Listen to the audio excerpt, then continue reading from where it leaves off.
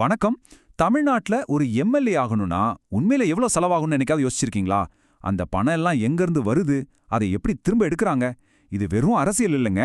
இது ஒரு பக்காவான ஃபினான்ஷியல் மெஷின். வாங்க அதோட கணக்கு வழக்குல கொஞ்சம் ஆழமா அலசி பார்ப்போம். பாருங்க, இந்த ஒரு கேள்வியில தான் மொத்த விஷயமே அடங்கியிருக்கு. மாசத்துக்கு 1,00,000 சம்பளம் வர்ற ஒரு வேலைக்கு யாராவது 10 கோடி ரூபாய் இன்வெஸ்ட் பண்ணுவாங்களா? கேட்டா சிரிப்பு தான் வரும். ஆனா ஆயிரக்கணக்கான பேர் இந்த டீலுக்காக பயங்கரமா போட்டி போடுறாங்க. அப்போ நாம கேக்குற கேள்வியில ஏதோ தப்பு இருக்கு. அவங்க வாங்குறது வெறும் பதவியை மட்டும் இல்ல. இந்திய தேர்தல் ஆணையம் சொல்ற கணக்குப்படி ஒரு வேட்பாளர் வெறும் 30.80 லட்சம் ரூபாய் தான் செலவு பண்ணணும். ஆனா களத்துல நடக்கிறது என்ன தெரியுமா? ஒரு டஃப்பான தொகுதியில ஜெயிக்கணும்னா குறைஞ்சது 5ல இருந்து 10 கோடி ரூபாய் வரைக்கும் தேவைப்படுது. இந்த ஸ்லைட்ல இருக்கிற வித்தியாசத்தை பாருங்க.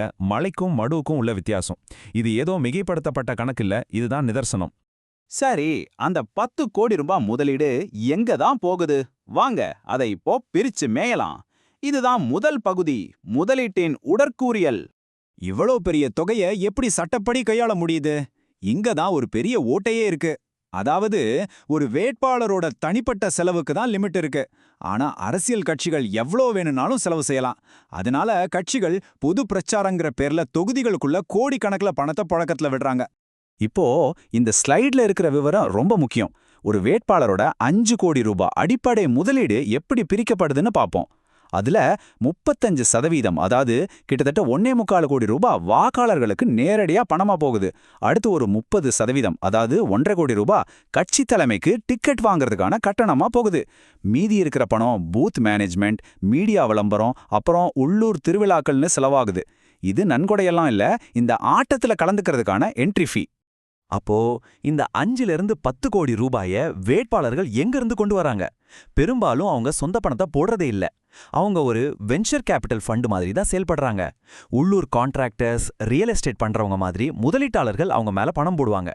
எம்எல்ஏ ஜெயிச்சதுக்கு அப்புறம் அந்த முதலீட்டாளர்களுக்கு லாபத்தை எடுத்து தர ஒரு ஃபண்ட் மேனேஜரா அவர் மாறிடுறாரு. முதலீட்டை பத்தி பார்த்துட்டோம். இப்போ வருமானத்தை பத்தி பார்ப்போம். நாம ஆரம்பத்துல கேட்ட கேள்விக்கான பதில் இந்த 4 அடுக்கு வருமான சிஸ்டத்துக்குள்ள தான் ஒளிஞ்சிருக்கு. முதல் அடுக்கு, இது 100% அதிகாரப்பூர்வமானது. ஒவ்வொரு எம்எல்ஏவுக்கும் தொகுதி மேம்பாட்டு நிதின்னு சொல்லி வருஷத்துக்கு 3 கோடி ரூபாய் தராங்க. 5 வருஷத்துக்கு பார்த்தா இது 15 கோடி ரூபாய். இந்த பணத்துல செய்யப்படுற ரோடு, ஸ்கூல் மாதிரி வேலைகளுக்கான கான்ட்ராக்ட தனக்கு வேண்டிய ஆட்களுக்கு கொடுக்கறது மூலமாவே இந்த அதிகாரப்பூர்வமான நிதியே ஒரு நல்ல வருமான வழியா மாறிடுது. 2வது அடுக்கு, இது ஒரு மாதிரி கிரே ஏரியான்னு சொல்லலாம். இதுக்கு பேரு டிரான்ஸ்ஃபர் இண்டஸ்ட்ரி. அரசு அதிகாரிகளோட இடமாற்றங்களும் நியமனங்களும் வெறும் திறமைய வச்சு நடக்கிறதில்ல. யார் பணம் தராங்களோ அவங்களுக்கு சாதகமா நடக்கும். இதுல எம்எல்ஏக்கள் தான் முக்கிய புரோக்கர்களா இருக்காங்க. ஆளுங்கட்சியில செல்வாக்குள்ள ஒரு எம்எல்ஏ இது மூலமா மட்டுமே வருஷத்துக்கு 1ல இருந்து 5 கோடி ரூபாய் வரைக்கும் சம்பாதிக்க முடியும்னு சொல்றாங்க. 3வது அடுக்கு, இது முழுக்க முழுக்க மறைமுகமானது. இந்த ஸ்லைட்ல இருக்கிற வரிய பாருங்க. இது லஞ்ச ஒழிப்புத்துறையோட குற்றப்பத்திரிகையிலிருந்து எடுத்தது. அதாவது ஒவ்வொரு அரசாங்க கான்ட்ராக்ட்லையும் 10ல இருந்து 15% கமிஷன்கிறது எழுதப்படாத ஒரு விதியாவே ஆகிடுச்சு. இது வெறும் குற்றச்சாட்டு இல்ல, இது ஒரு சிஸ்டமாவே மாறிடுச்சு. 4வது அடுக்கு, இதுதான் எல்லாத்துக்கும் உச்சம். அரசியல் அதிகாரம் எல்லாத்துக்கும் ஒரு சட்ட பாதுகாப்பை கொடுக்குது. இந்த 4 அடுக்குகளோட ஒட்டுமொத்த விளைவையும் ஒரே ஒரு இடத்துல நாம தெளிவா பார்க்கலாம். இந்த சார்ட்டை பாருங்க. 2016லிருந்து 2021க்குள்ள மறுபடியும் தேர்ந்தெடுக்கப்பட்ட 77 எம்எல்ஏக்களோட சராசரி சொத்து மதிப்பு 44% அதிகரிச்சிருக்கு. அதாவது 5 வருஷத்துல சராசரியா 4.25 கோடி ரூபாய் சொத்து மதிப்பு ஏறி இருக்கு. இந்த நம்பர்ஸ் எல்லாம் வெறும் யூகங்கள் கிடையாது. இதை எல்லாமே அவங்களே தேர்தல் ஆணையர்கிட்ட சமர்ப்பிச்ச அஃபிடவிட்ல இருக்கிற உண்மையான தகவல்கள். யாரு வேணும்னாலும் எடுத்து பார்க்கலாம். இந்த உண்மைகளை மறுபடியும் ஒரு தடவை பார்ப்போம். 2021ல ஜெயிச்ச எம்எல்ஏக்கள்ல 86% பேரு கோடீஸ்வரங்க. அவங்களோட சராசரி சொத்து மதிப்பு 12 கோடி ரூபாயை தாண்டுது. இந்த எல்லா தகவல்களும் பப்ளிக் டொமைன்ல இருக்கு. இதுதான் இந்த பண இயந்திரத்தோட வெளிப்படையான ஆதாரம். சரி, இந்த பெரிய பண இயந்திரம் சுத்துறதால யாருக்கு லாபம், யாருக்கு நஷ்டம்? இதோட உண்மையான விலையை யார் கொடுக்கறாங்க? இப்போ அதை பத்தி பேசலாம். இந்த ஸ்லைடு அந்த தொடர்பை ரொம்ப தெளிவா விளக்குது.